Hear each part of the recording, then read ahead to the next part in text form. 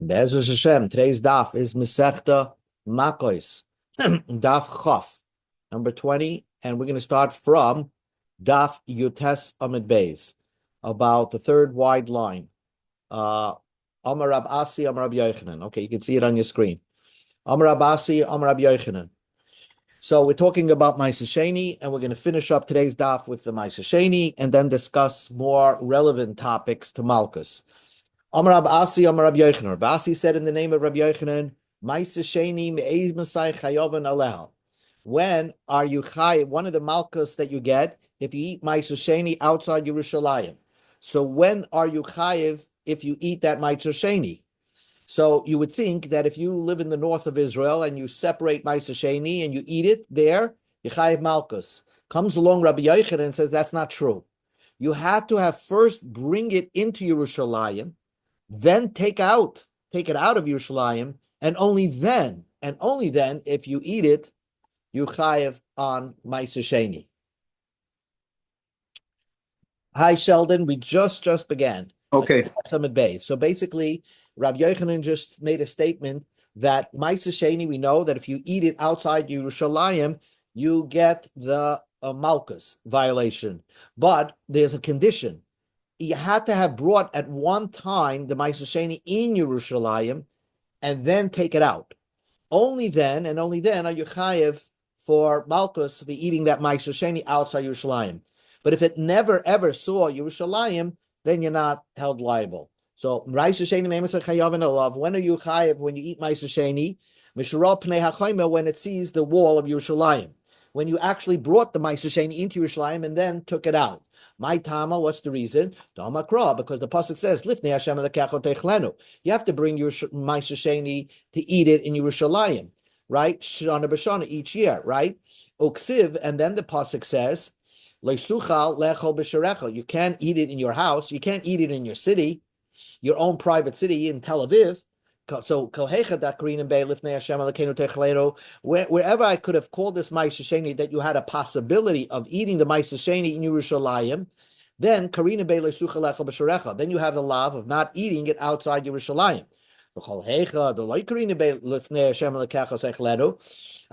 Whenever I have this idea that you had no possibility to eat it, in other words, you never brought this Ma'aser Sheni into Yerushalayim, then you don't have the lav. You just have an essay to bring the fruits to Yerushalayim.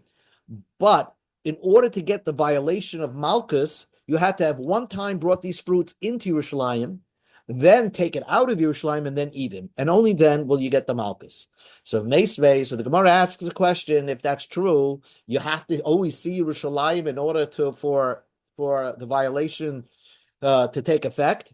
Rabbi Yossi, we learned in a Bryce, Rabbi Yossi says, Kohen should also be added to Eina Shel Tevel, a Kohen that has a Te'ena of Tevel. I'm bringing it on the screen.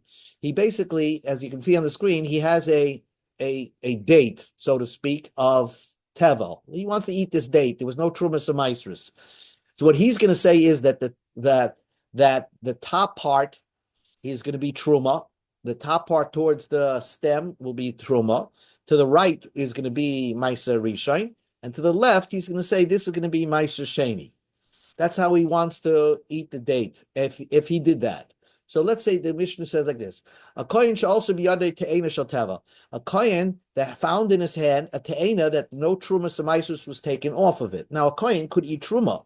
Amar, if the kohen says te'ena zu, this fig, trumasa be'ukta, the truma part of the fig should be towards the stem. Ma'aser Rishon, that's supposed to be taken off of this fig, but Tzvaina should be on the north part of the fig. Ma'aser Sheni l'droima, and the Ma'aser Sheni should be taken off from the south side of the fig. The shnas Ma'aser Sheni v'hu b'Yerushalayim, and we're talking about Ma'aser Sheni, and the fig is in Yerushalayim. Or Ma'aser Ani v'hu b'Gvulin, or we're talking about Ma'aser Ani, and the kohen is standing not in Yerushalayim. But let's do this part. So this kohen has the fig, as you can see, and he called all the trumas and maisrus on this fig, and yet if he pops it into his mouth, he's chayev one malchus. Achla, if he eats it, loika achas, he gets one malchus. Now, why would he get one malchus? What did he do wrong? he did wrong was because Meiser Rishon also has to be taken off Truma. So there's another Truma that the Levi has to give to the Kohen called Trumas Meiser. And on this fig, only Meiser Rishon was taken, but not the Trumas Meiser from this. So therefore, the Kohen is eating something that's Tevel for Tevel, travel for Trumas Meiser, and therefore you get Malchus for that. The truth is, the Kohen could eat the whole thing because the Truma is not a problem. Generally, Meiser Rishon is not a problem because it's not Kedushadik, and it could be eaten by anybody, and Meiser Sheni could be eaten by anybody. The problem is that you didn't take off Trumas Meiser from the fig, from the Meiser Rishon part of the fig. But if a non-Kohen eats it, like Ishtayim, you get two malchus. One, because the Kohen is eating something that's Truma, and he's not allowed to eat Truma. He's not allowed to eat the part that's closer to the stem.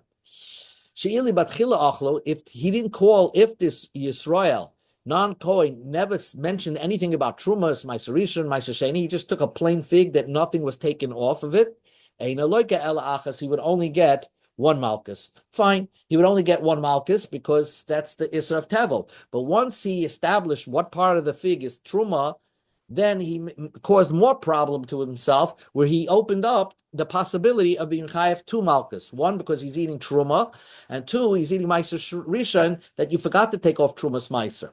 Now, the Brisa says, Tarmed the Isa B'Yerushalayim. The fact that the reason why you don't get a malchus for eating the Meiser Sheni outside Yerushalayim is because you're in Yerushalayim, so there's no problem eating the Meiser Sheni. But if you happen to have been taking the fig, if you happen to have been outside Yerushalayim, when you started calling and mentioning what part of the fig is Truma and what part of it is Meiser Rishon, what part is Meiser Sheni, then like a shalish, you would get three malchus, one for eating Meiser Sheni, an extra one for eating Meiser Sheni outside Yerushalayim. The afagav, the lav, it did not, you didn't bring it into Yerushalayim. So we see that you don't have to bring it into Yerushalayim in order to get that malchus. From a diuk in the Brisa, we can come to a different conclusion that as soon as you separate Meiser Sheni, if you eat it, right then and there you get malchus. It doesn't have to be brought into Yerushalayim. Answers the Gemara, no, you could say our Brisa is the oily, umapke, that the only time you'll get an Isra of Meiser Sheni, a malchus of Meiser Sheni, is only if you brought it into Yerushalayim and then subsequently took it out. So the Gemara says, Ihachi mai lememra. So if that's the case, what is the novelty of the Brisa? I mean, if you think about it, the Brisa is pretty straightforward. A Kohen who eats this gets one malchus because he didn't take off Trumas Meiser, and a Yisrael will get two malchus. I mean, that's pretty straightforward. A Kohen is allowed to eat Truma, and he's not allowed to eat Tevel, and a Yisrael is not allowed to eat Tevel, and he's also not allowed to eat Truma. So, of course, I could figure all this scenario out without making a fancy case over here. Answers the Gemara, there is a novelty in this brisa. Kigoin da ailinu b'tivlayu v'ksava matana shlai hurma kamishu hurma damyem. That really, that it was talking about Meiser Sheni, that it was actually when it was Tevel, before you made any announcement what part of the fig is going to go where, you actually took the fig into Yerushalayim, okay? And then you brought it out of Yerushalayim. So, and then you made then you announced what part of the fig is Meiser Sheni. But we hold that matana shaloi hurmu kamisha hurmu damyam, that even if you did not take off the Meiser Sheni, but it's as if you did take off Meiser Sheni in Yerushalayim. So we will consider this fig as if it saw Yerushalayim, although it was never Meiser Sheni when it saw Yerushalayim. It was a plain fig when it saw Yerushalayim, and then you brought it out of Yerushalayim and then made all the announcements. Then it has a din of Meiser Sheni. If you eat it outside Yerushalayim, you would get the other malchus for eating Meiser Sheni. The fact is that it wasn't Meiser Sheni when it was actually in Yerushalayim, and nevertheless, we considered that a gift that was not even separated, we consider it as if it's separated. So that is the chiddush of Rabbi Yossi, who's the author of that brisa. Says the Gemara of Asava Rabbi Yossi Matana Shloi Humor Kumisha Hormu Dami. Do we say that Rabbi Yossi is going to hold that a gift that was not separated, we consider it as if it was separated? Well, Tanya, we learned in a Brisa. Rabbi Shimon ben Yehuda Mishum Rabbi Yossi Loi Nechleku Beishamei Besilel Al Perish Loi Nigmu Malachtam V'Avi Yerushalayim. Let's say you have fruits that it's not yet ripened. Let's say you didn't finish with it. If you didn't finish doing the Gemar Malacha with it, there's still other processes to make it an edible fruit. And it went through Yerushalayim. You can be Poida Maisasheni with them wherever you are. In other words, if after it left Yerushalayim, you just brought it through Yerushalayim, you were passing through Yerushalayim, and then you brought it to another place and did the Gemar Malacha, then if you make it Maisasheni, you could still be Poida that Maisasheni on money. What is Beis Shammai and Beis Hillel arguing? There's a din of Maisa Sheni, a very interesting din, that once Maisa Sheni is brought into Yerushalayim as a fruit, you can't be paided anymore. That's a din d'Rabbanan. So what would be the machlekes between Beis Shammai and Beis Hillel? Al perish nigmar malachtam. Yeah, perish fruits that's ready to be separated Maisa Sheni. It's they finished their malacha. There's nothing more to do to process this fruit. V'over b'Yerushalayim, and then went through Yerushalayim, and you took it out of Yerushalayim. Beis Shammai says, Yachzeh Ma'aseh Sheni lehem v'yochel b'Yerushalayim. When you separate Ma'aseh Sheni, you can no longer be paided onto money. Since these fruits were at one time in Yerushalayim, so you lost your opportunity to redeem those fruits on money. You have to schlep the fruits back to Yerushalayim to eat it. Beis Hillel says, Yipada v'yochel b'chol makom. And Beis Hillel says you could be paided and eat it wherever you want. So we see from there that Beis Hillel says that the fact that it went through Yerushalayim as an untithed fruit, we don't consider it as if it's a tithed fruit. And therefore, you still have not lost the opportunity to transfer the Kedusha of Ma'aseh Sheni onto money. So even if it was fruits that was Nigmar Malachta and went through Yerushalayim, Beis Hillel says that you could be, that if outside Yerushalayim you're now calling it Ma'aseh Sheni, you could actually redeem that Ma'aseh Sheni onto money. So Beis Hillel is the one we always paskin like.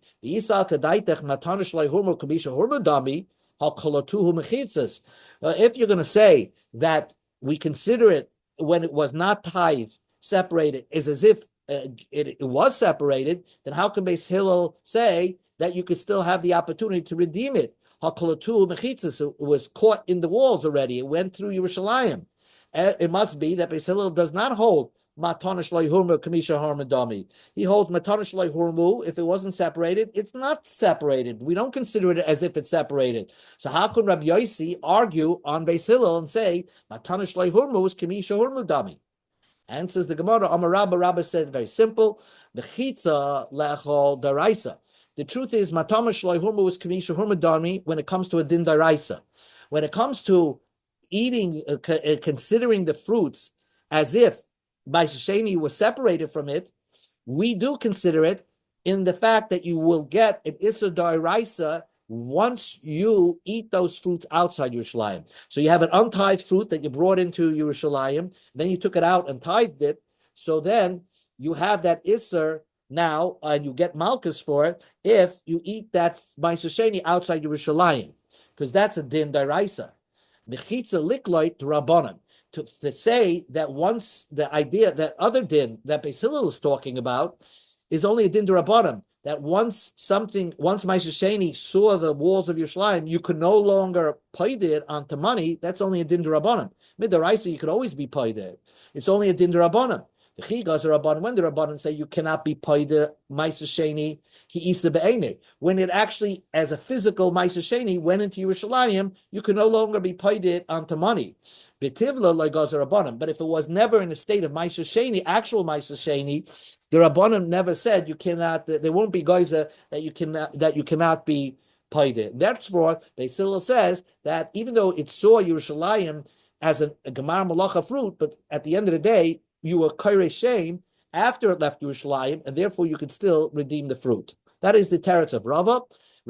And one more thing, Ravina Amma Kagoin Dinoket Lebekanya. Really, we're not talking about mechitzas, matonish lahum, kamisha hormian dami. That's we're going to say matonish lahumo is kamisha loy hurmadami. We don't consider it like horrible. So you ask me what is the chiddush of the Mishnah? It's talking about the following. The guy, as you can see on the screen, was standing on the wall of Jerusalem and holding in a long like fishing rod the Ma'aser Sheni. So the fact that he's holding it on a rod, we consider the Ma'aser Sheni fruit as if it is in Yerushalayim, and therefore, if you're going to eat that fruit outside Yerushalayim, already you violated, because we consider it as if this fruit actually went into Yerushalayim, and now if you drop it outside Yerushalayim and somebody would eat it, he would get a malchus. And that is the chiddush of the Mishnah. The Tifshe Boyd Rapapa was a question regarding that matter, and this will answer his question. Okay, new Mishnah, and this is the crux of the daf. Very important Mishnah. New Mishnah, and again, it's talking about malchus. And we're talking about things that you could do on your body, and you're going to get malchus. Hakareach korcho b'roishai. Someone who pulls his hair out of his head. Why did he do that? Because somebody died, lo yaleinu, and he was so aggravated, he pulled his hair out of his head. Or if his beard, he could also. So then you get malchus. V'hamakef pa'as roishai. Someone who rounds out the corners of his head. In other words, he cut his payas off. So I'm going to give you a picture of how that would look. Right over here. Here we go. A guy cuts his payas. You can see on your screen, he cuts his payas and rounds it out to make it look like as smooth as behind the ear. So that is an Issa Deraisa. You get two malchus, one for each side. Someone who uses a razor blade on the corners of his beard. We're going to learn, you can see the picture, that they're actually, on a beard, we don't know exactly where the corners of the beard are that you're not allowed to use a razor blade. The Rivan on the page over here is these spots over here that you can see in the screen. The Rivan. Rashi says these spots, and Rashi in Shavuot says another few spots. And then there's the Rambam, Rabbeinu Hananel, Raiva, Rambam. So everybody has their opinion what spots in the face you're not allowed to use a razor blade. Because of that, therefore, we don't use any razor blade on the beard. Says the Mishnah, Bahasoiret Srita Alamei, someone who makes an incision on his body because of a dead person, because somebody died, he's distraught, Chayv, he gets malchus. Sora Srita Achas Al Chamisha Mesim. Let's say he made an incision into his body, and he says, I'm doing it because of 5 different people that died. So you're going to get 5 malchus, even though you did 1 incision. Or if you made 5 separate incisions because of 1 person that died, you're going to chayiv 5 malchus in each case. Now al harosh, if you take the payas off your head, Shtayim, you get 2 malchus. Achas mikan v'achas mikan, 1 from each side. Al hazokain, if you take a razor blade to your beard, Shtayim mikan, you get 5 malchus. Shtayim mikan and Shtayim mikan v'achas milmata, and 1 from the bottom. I'm going to pull up over here. Pa'az zokin, you can see the skull over here has 5 points on it, and therefore there are 5 spots where are considered the payah, the corner of the face. And therefore, on those particular 5 spots, you're not allowed to use a razor blade. But so therefore, maybe you could use a razor blade on your mustache. But we don't know. This is the whole machlokes and what those 5 spots are. Reb Lezer says, "Im not lekulin ka'achas." If you took off your beard, at one shaving, ein chayiv alachas, you only get 1 malchus, not 5. The ein chayiv alchi tlenem batar, you only chayiv if you take it off with a razor blade for your beard. Rab Lezer, if you used what you use over here, like I'm showing, if you used a tweezer, what happens? You use something that like a tweezer, which is this, a tweezer, or a plane, which is something used to shave wood, and you use that on your face. You could also, even though nobody uses a tweezer to their face or a plane for their face, nevertheless, since it does the same job as a razor blade, chayiv yechayiv malchus. Tanu Rabbanan, lo yikru karcham. The Torah tells us by a kohen, he's not allowed to pull out his hair. Yachal afil karach arba v'chamish krichas lo yechayiv elachas. Let's say the kohen pulled his hair out 4 or 5 times. I would think maybe he's chayiv one malchus. Talmud Bavli, the pasuk says korcha. He's not allowed to, it says lo yikuku korcha b'rosham. It says korcha twice. The chayiv al kol korcha v'korcha. He's liable for every time he pulls his hair out. B'rosham, in his head. Ma Talmud Laima. Why does it have to say in his head? Because really, the pasuk says not to pull your hair out. It says it lo yikuku korcha b'rosham by a kohen, and then there's a pasuk that also says by a regular Jew. Loisis, the pasuk says loisis guy to do. Simur korcha bein einechem lomeis. Here the Torah tells you don't pull your hair out between your eyes for a dead body by a regular Yisrael. So if you look at a regular Yisrael, I would think this pasuk will tell you a regular Yisrael will only be chayiv only if he pulls out the hair between his eyes. Right, where you put your tefillin on.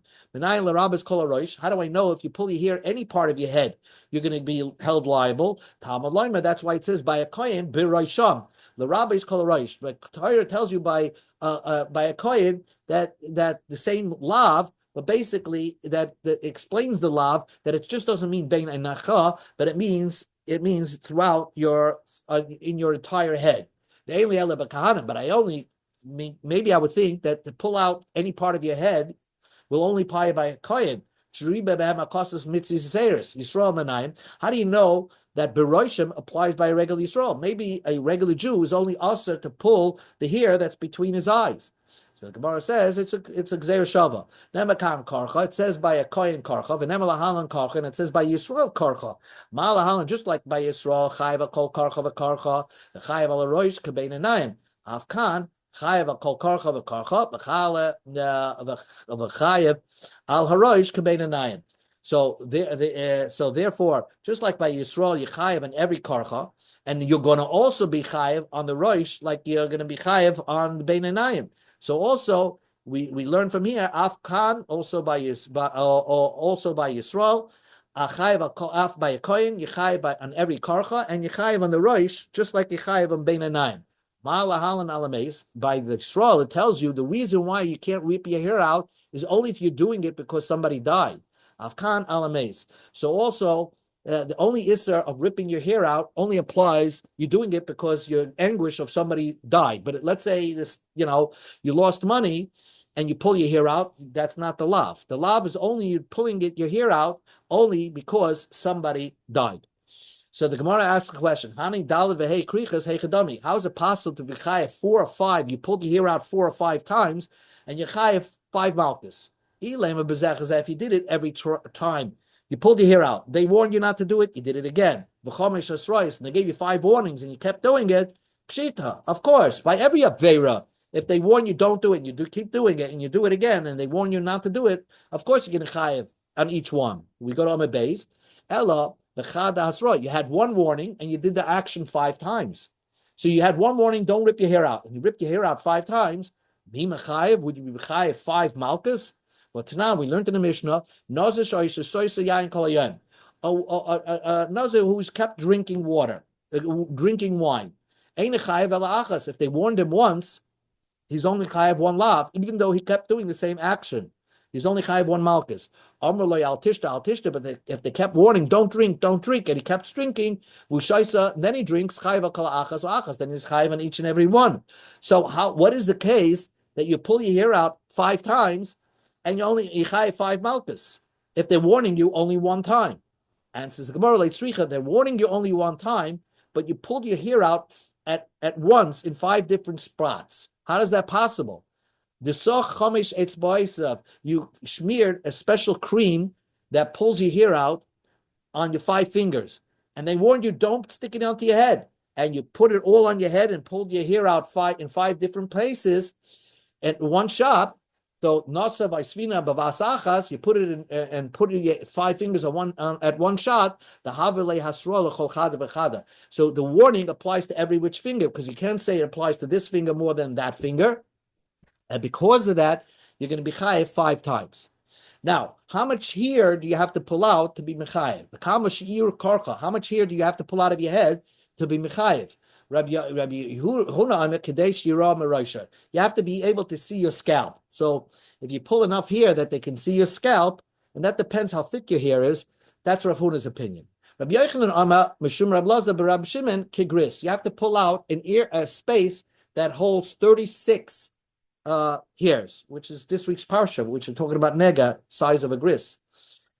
And so kitanoi, this is a machlekes tanoim. Kama shir karcha kigris acheru moime kadesh yom raisha. So actually, the machlekes of Rabbi Yochanan and Huna is actually machlekes tanoim. Amma Rav Yehuda Bachavivi. Rav Yehuda Bachavivi says pligi ba tlosi tanoim. There are actually three tanoim that argue. Chad amma kigris, the chad amma kadesh yom raisha. The chad amma kishtei saras. You have three machlekes. Some say that even 2 hairs, just pulling out 2 hairs, you chayev the isser of pulling your hair out. And some people take out this opinion of 2 hairs and put in another opinion of adasha. So one says kegris, kedeira meroishay, and one says kadasha, not 2 hairs, the size of a lentil bean. V'simonach b'heres kegris umichia b'kadasha. So we see gris and kadasha go together. So therefore, you just cut out shtei saris. Tana, we learned in the Brisa. Hanoitem malay pi zug b'Shabbos. If you cut your hair on Shabbos, chayiv. The kama malay pi zug. What is a scissor cut on Shabbos? Rav Yehuda shtayim. If you cut 2 hairs out of your head, you chayiv. Didn't we learn a Brisa that pulling your hair out is 2 hairs? So Shabbos seems to be different. Ema v'chein lekarcha shtayim. So the Brisa means to say, if you pull your hair out, it's also the shear of 2 hairs. Tanya Nami Hachi, we learned in a Brisa. Hanoita Malay Pli Azug b'Shabbos. If you take the edge of a scissor cut on Shabbos, chayev. The Kama Malay Pli Azug. How much is a scissor cut of your hair on Shabbos to be chayev? Shtayim, 2 hairs. Rabbi Lezer Oime Achas. Rabbi Lezer says if you cut 1 hair on Shabbos, you're chayev, just 1 hair. You cut 1 hair with a scissor on Shabbos. Now says the Gemara, a fascinating thing. Umaydim Chacham and Rabbi Lezer. Rabbi Lezer and Chacham would agree. But malake levanis, if a person pulls 1 white hair out of his beard because he wants to look younger, so he's considering that one white hair, a very important thing that he wants to get rid of it. Afila achas, he pulls 1 white hair, and this is during the weekday. Shuchayev, you get an avera for that because you're doing what women do, pulling their hair out to make themselves look younger. This is also to be done in the weekday. A male cannot pull his white hair out to make himself look younger. The pasuk says,